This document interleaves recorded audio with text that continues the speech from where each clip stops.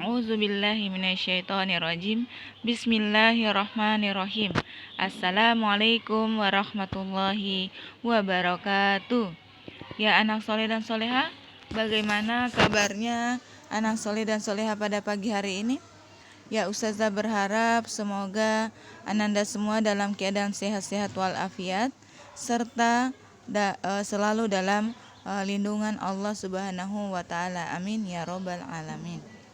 Baiklah anak soleh dan soleha, pagi hari ini bersama dengan Ustazah Herma kita akan belajar di tema 6 merawat hewan dan tumbuhan. Dan kali ini kita di subtema 4 merawat tumbuhan. Ya, merawat tumbuhan di sini ada gambar seorang anak yang sedang menyiram tanaman.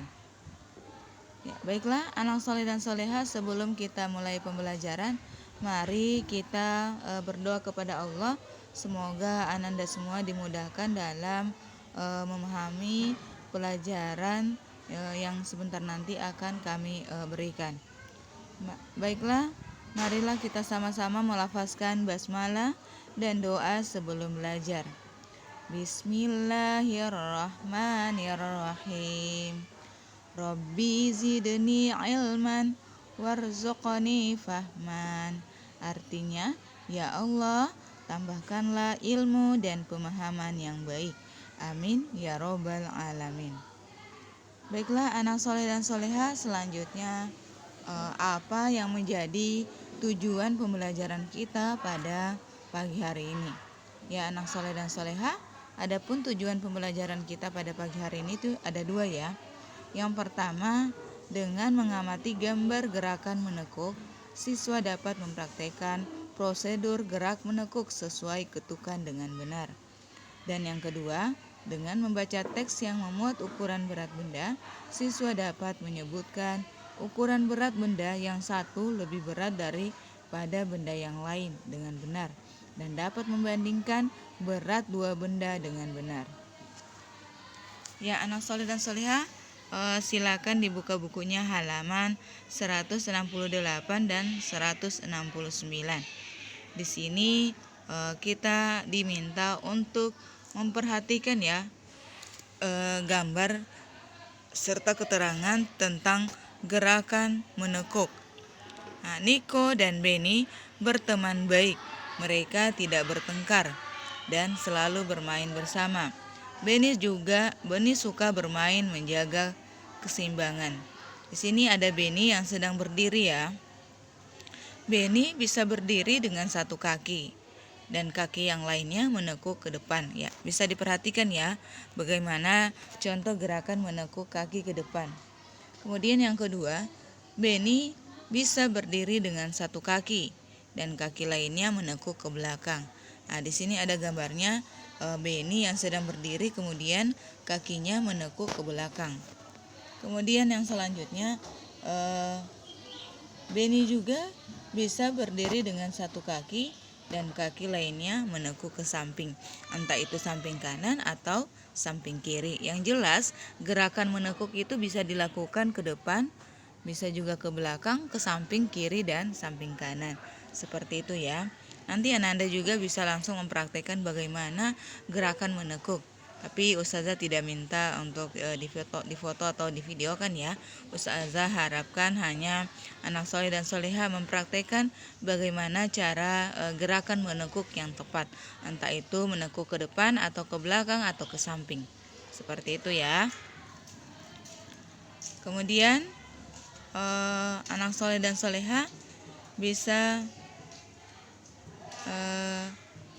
ini ada tentang ukuran suatu benda, tentang ukuran berat benda.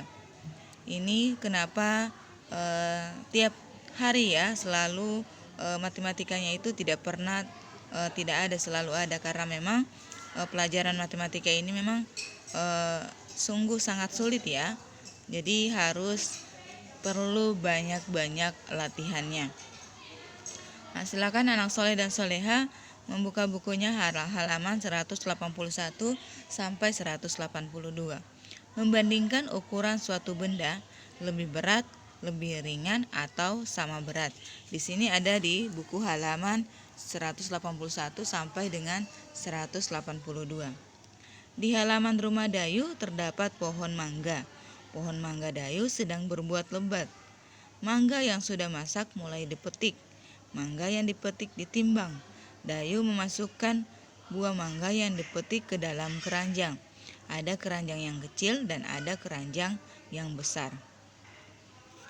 Nah, di sini ada keranjang yang kecil itu muatannya 5 kg. Sedangkan keranjang yang besar muatannya itu 15 kg.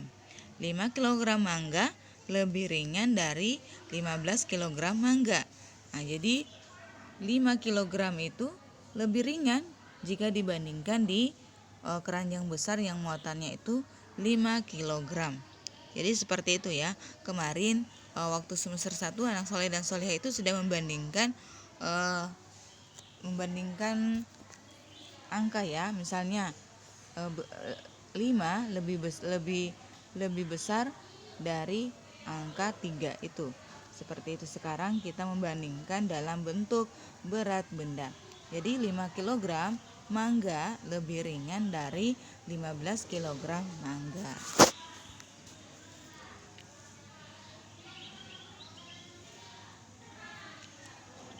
Ya, kemudian mangga-mangga tersebut akan dibagikan kepada para tetangga.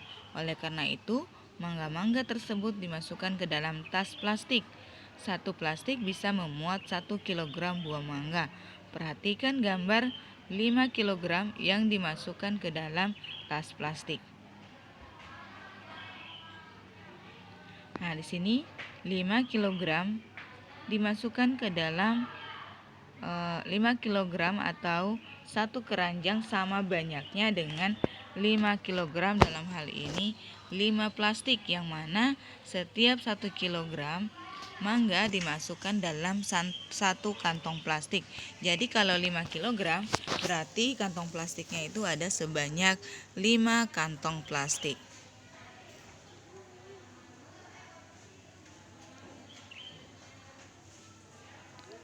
Ya, anak soleh dan solehah, mari kita berlatih ya. Ayo berlatih. Berilah tanda lebih besar, lebih kecil, atau sama dengan pada soal-soal berikut. Nah, di sini ada 50 ons ya. 50 ons, kemudian di sampingnya itu ada 2 kg. 50 ons itu kalau dimasukkan ke dalam kilogram, kira-kira berapa kilogram?